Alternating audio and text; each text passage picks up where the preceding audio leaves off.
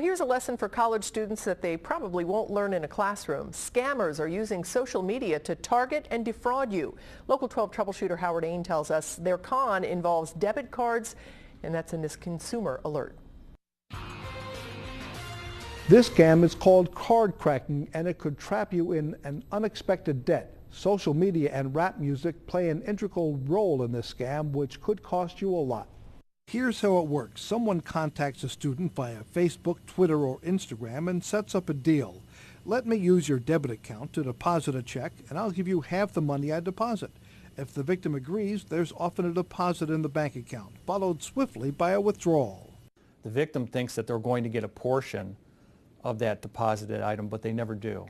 When the deposit turns out to have been a counterfeit check, the deposit evaporates, and the victim is on the hook for any money withdrawn from the account. The scam is not just spreading on social media. Postal inspectors say scammers are also soliciting victims at college campus parties. They'll demonstrate that they have a lot of money. They'll throw wads of cash around and act in that manner to try and entice people to give up their ATM cards. Ringleaders target college students because they think they can easily be convinced that their only role is to allow use of their account, and they will get to keep half the money. Early 20s, maybe a little less mature and don't really understand the banking system and may need a way to get some money. They may be college students, for example, or young adults that need cash. But victims are not just depositing the fake checks. They're giving scammers access to their bank accounts.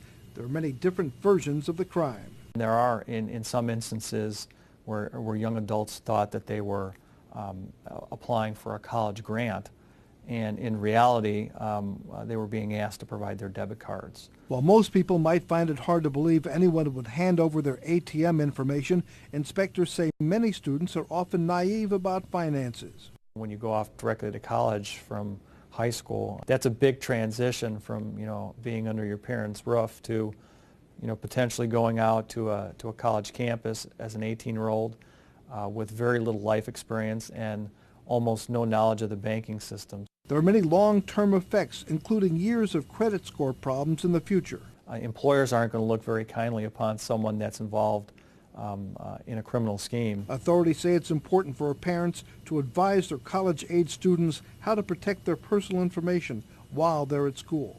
They need to keep their debit cards in their wallets or in their purses and never relinquish control of it, because only bad things can happen if you do that. If you give it to a stranger, you're opening up a whole Pandora's box of potential problems. Remember, giving anyone your debit card number gives them direct access to your bank account. Never do that.